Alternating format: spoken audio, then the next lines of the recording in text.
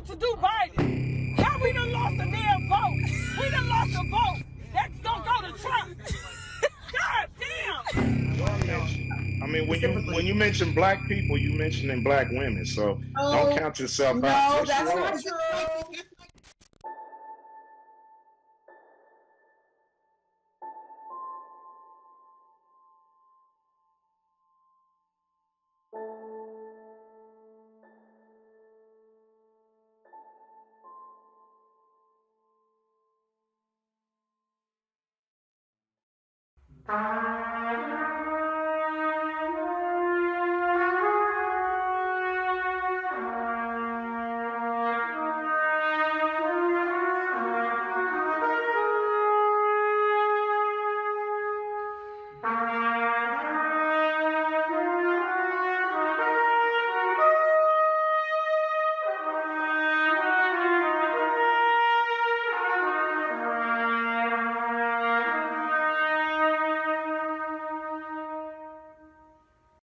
Just a brief morning talk. Well, it's maybe not so brief.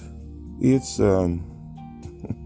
really odd, man. It takes this kind of strife for people to really start to get it. Now they're starting to get it. That's one thing I like about strife. People really start to understand what kind of world they actually live in, what kind of system they actually live in. Now people are going bonkers. Now they finally started to wake up, and now instead of taking time to look around them and see how things really work and how things really are and what the lay of the land is, they've woken up inside the matrix. Now they figured out they're in a capsule in this big complex machine. They don't like it. So they figure it's easier to follow the Joker, who's really trying to tear the machine down, which is fine. You can tear the machine down, except for one thing. You're hooked up to the machine. That's what keeps you alive. And you getting rid of the machine probably will mean that you will not be alive. But they haven't realized that yet. They think that, okay, we tear the machine up and everything will go back to normal, just better. That's what they think. That's what they're thinking. They're thinking we can do whatever we want inside this machine if we just get rid of the controls. That's what they think. That's what they want. But if you peruse just a little bit of information, not a lot, just a little bit about how the machine was actually made over a period of 400 years. This Western mechanized integrated machine was made over 400 years. This is a global machine, a global system. It's not equal. There are parts where people suffer and work for $2 a day, and then there are places like the United States where we buy flat screens and Nikes and go to McDonald's, and we have all these automated systems that are at our beck and call. And we worry because even these automated systems are doing what? Replacing us. But fear not, because we're an advanced system. Our agents, our leaders, our representatives supplement us. Even now under COVID, when we're in lockdown and these automated systems are slowly but surely taking over, they're supplementing us. We're not as happy as we could be, but things we're not down to the $2 a day level. But we rail against it because we have a little bit of knowledge. We can see the parts, but we don't understand how the machine works just yet. And we think by tearing the machine down, that'll make it better. But like I said, if you did a little bit of study, you would know that before this machine was actually created, there was less than 300 million people on the planet. And if it got to over 400 million people on the planet, there was a die-off because there wasn't enough material resources to feed and take care of that many people, and would die off back down to 200 million, 250 million, something like that. And we had been in that cycle for 10 to 20,000 years. And then came the beginning of the machine age in the beginning of the 19th century. And in 200 years, we've gone to less than 400 million people to almost 8 billion people, more than 20 times the size, and still growing because of this mechanized, highly complex machine that we built, we call civilization, where all these interconnected parts are carefully managed and scheduled and processed and paid for and stuff like that, right? Goods and services transported hundreds of thousands of miles a year to keep this machine and its inhabitants running. one big great body. And if you stopped the mechanism of this machine and you stopped it long enough, it would recede back to where it was, right? People would have to go back to where they lived and how they lived in the way it was. So the amount of people eventually would die off, going back down to maybe 1 billion people, maybe back down to 500 million people, which is what the Luciferians actually say. The Malthusians actually say the carrying capacity of the world is probably about 500 million people, 1/16 of the size that it is now. You remove the assets of the great machine, and that's the size of the population, the global population. We'll go back down to approximately the size of the United States, which is less than 1/5 of the population of the planet. That's just a precursor. That's for people that think that the way we live is ordained, and it's not. It's actually artificially maintained and built. And a lot of different things have to be done to actually maintain this system. As an example, during the COVID crisis, meat packers were getting sick and quitting or getting ready to quit because it was too toxic to work in that environment, and they were afraid. And we had just had a food panic, right? We had just had a food panic where people were lining up, cleaning the shelves off, trying to prep. And the meat packers, which is only like 40,000 meat packers as compared to almost 330 million people, 40,000 meat packers could have caused a food panic by themselves. Not because they were holding it hostage. They're the link in the great machine, from the people that have cattle that need to be processed and paid for to the markets that need it. It'd have been one vital link that got snapped, and it would put pressure on other systems because the great machine has to have balance. It works a certain way. And that's just one little piece. That's just one little piece. 40,000 people can cause a panic amongst the rest of the 300 million people because of where the link is, the piece that keeps things flowing. Same thing with oil, same thing with gas, same thing with electricity, same thing with water, same thing with banks. One bank failure can throw the whole system into panic. You had that in 2008. One bank threw the whole planet into a cascade effect that had to have extraordinary measures to fix. That crisis that was caused because the system got out of balance and off keel, still with us. It never went anywhere. People think that because the system didn't implode, which people think it should implode, and they have no clue about what happens when you have an implosion of a system this size. We're still living with that reality. That's how come your president kicked the can another 2 decades down the road, because you can't deal with the issue right now. Well, we're not going to go into that for this talk because it would make it way too long. But this is what I want to get to. This is what the preamble was for. People think a small event like Capitol Hill, which it turned out to be a small event. It could have been much, much, much, much worse. People think, oh, well, they didn't do anything and it wasn't that big a deal, and everybody's overreacting, and you had your congressmen and your senators crawling on their knees, and that wasn't that funny. None of the senators, the congressmen got hurt, so it's no big deal. We were very fortunate we didn't have an active shooter or active shooters amongst those 10,000 people that swarmed that Capitol. All it would have taken is like 10 active shooters with weapons, and there'd have been an enormous amount of blood on that Capitol. You're gonna remember it anyway, but you can imagine what kind of headlines you would see for the next 20 years if that had happened, because it's never happened before.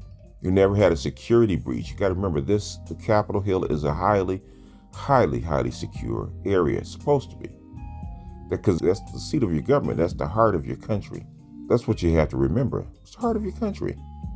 And this breach was facilitated by the person that's supposed to protect it, because the same system that's set up protects him. His building, his office is highly protected by missile launchers and people with pistols and helicopter gunships, everything that is needed to actually protect that area. The whole Capitol Hill is a no-fly zone. You can't fly anything over it, period, without being shot down, because it's the heart. It's the heart of the government. And all those things are ribs protecting that heart. And if it breaks down, all the systems that we rely on will probably break down too. But in the reverse, if it doesn't break down, you got to remember those people that attack the system, attack the machine, because they think they woke up out of the matrix and realized where they were, are forgetting they're plugged in too. The life they live depends on the great machine too. You're fighting against the machine while you're plugged into it, and you don't understand how it works or even how to unplug. And the hilarious thing is that for them to mess with people, to mess with some of those people, they didn't even have to go get them. They didn't have to send one agent. And you saw that in the airports for the people that went home. They simply put them on a list. They flipped the switch. You can't fly. You cannot use the machine to do what you want to do, to live what you think is your normal life.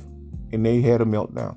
They simply flipped switches, and people that were employed in this machine, part of the great machine, a cog, all of a sudden didn't have jobs anymore. The guy that owns the website Parler, I think it's almost like Twitter, where people message each other, which is idiotic. You're part of the great machine, and you're using the systems that the great machine allows to transport this stuff.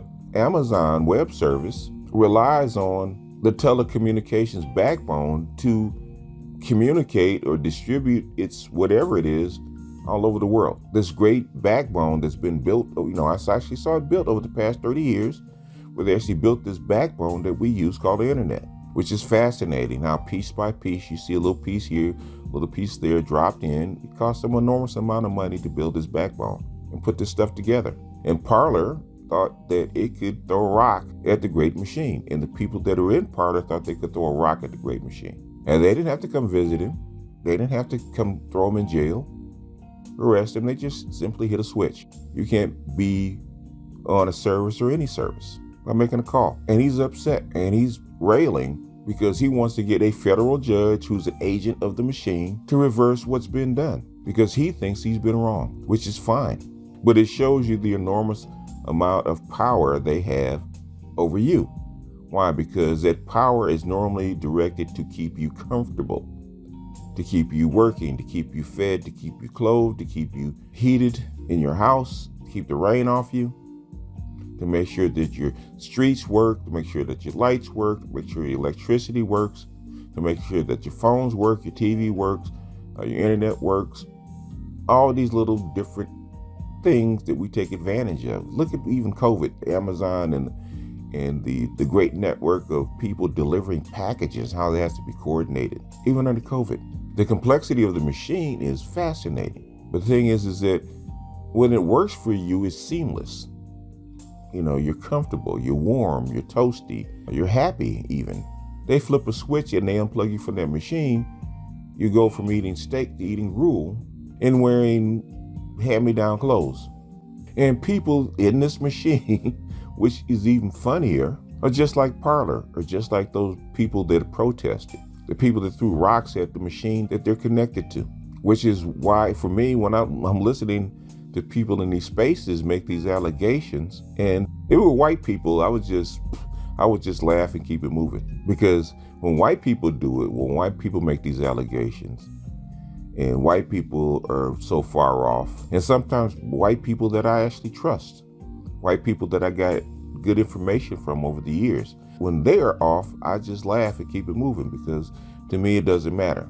But my black people on this side that I've taught, when I hear them make these wild allegations and these wild conclusions and have these wild thoughts, it's painful. It's painful because I actually love my people. Wouldn't be here doing this if I wasn't. I wouldn't be sitting in this chair pontificating if I didn't love my people. And really, the real reason that you guys really don't come after me, attack me, because you know that I love you. You know the value of the information that I give you. I see a brother of mine he's going to make millions of dollars off the value of the information that I gave him. And I always applaud him making that money. If anybody should be upset about my particular brother breaking out and making all that money, it should be me, because it's my information. It should be me, but I'm not. Why? because I want to see my people prosper. I want to see brothers like that. All my brothers make a whole bunch of money and be very comfortable in spreading the knowledge. I want to be comfortable. All of them. That's really what it is. There's two reasons that I know I get attacked or I'm bothered.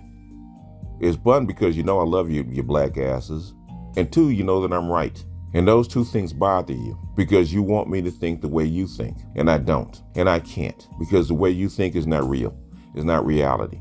And I would be remiss from my mission if I allowed you wanting me to think your way to deter me from telling you what's real, telling you what the reality is. I was joking with Artisan because he had sent me a message about, I guess he had disagreed with me, and about something very small that I had mentioned. And it turned out that I was right. And he said, let me know when you get tired of being right. And I replied, when that comes, I'll probably be burning on a stake. I've been studying this machine for a very long time. And the only reason that I'm still studying it is because that I love my people. I don't have to do this. This stuff that goes on that I see in the United States with a little bit of variance. Like your commander-in-chief, who's the Joker, he's the variance. He does stuff that's so goofy, that's so silly, that it's almost unanticipated because there is no plan. Like, I call him the Joker. He doesn't plan, he just does things. And him just doing things makes him dangerous because he has the levers of the great machine.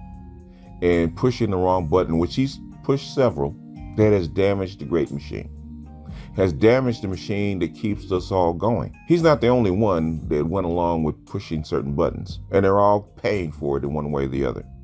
We're all paying for it because it's not just him or them, because they are also hooked up to the matrix. They also are part of the great machine, just like the architect and just like the oracle.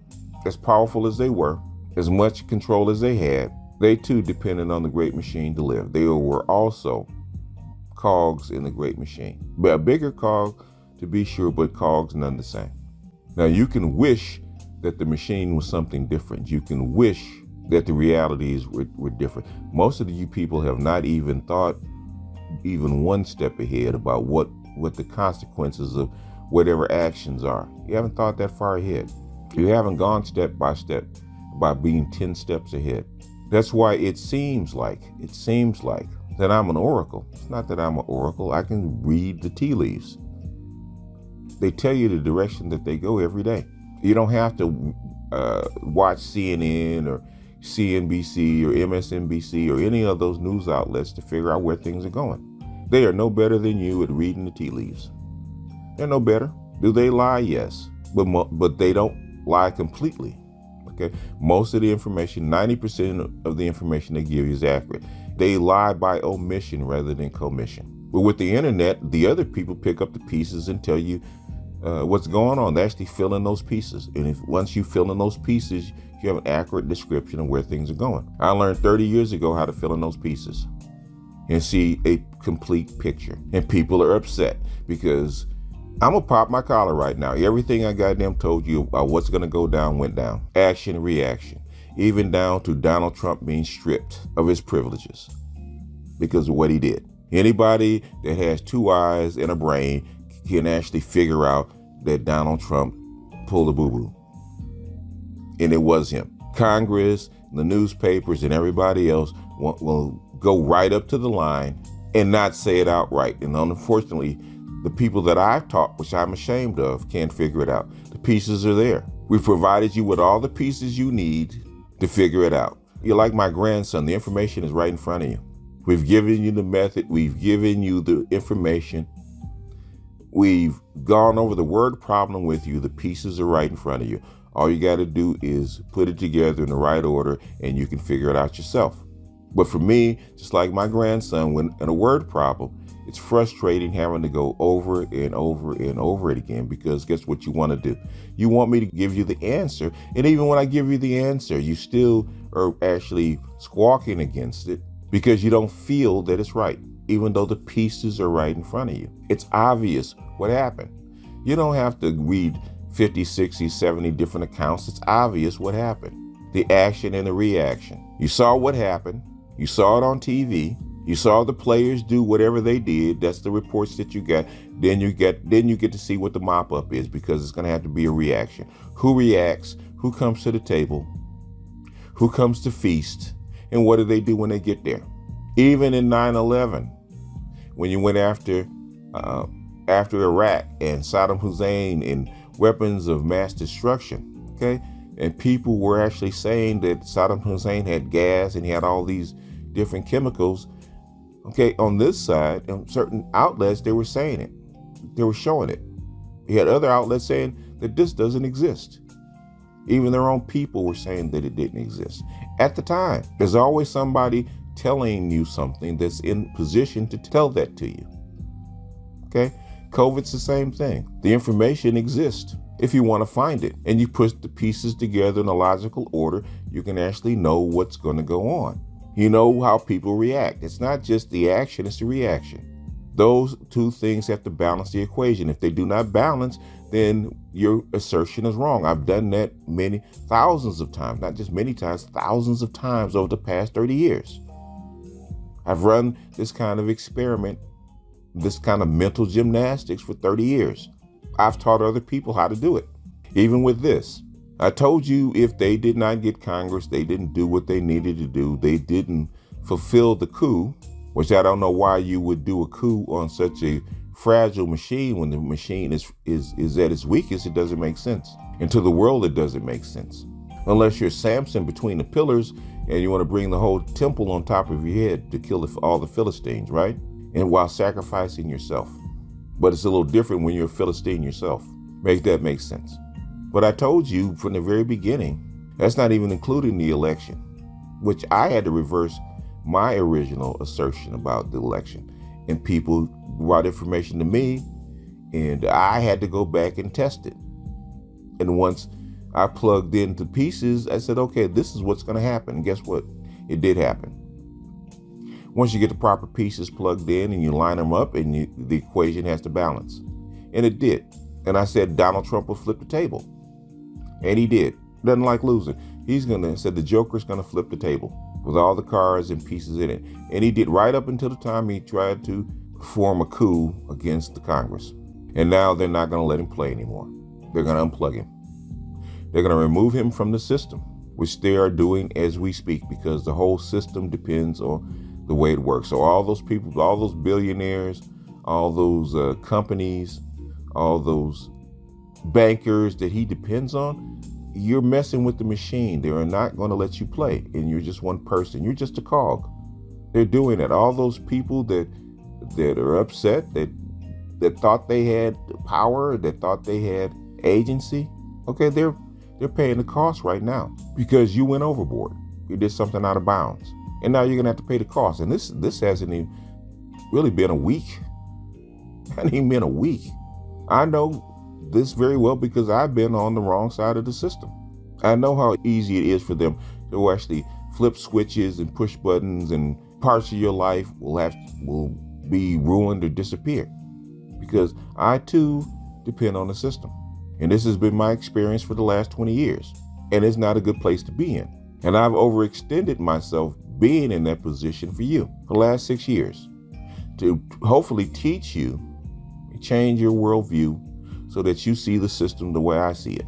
It has its things, okay? It does.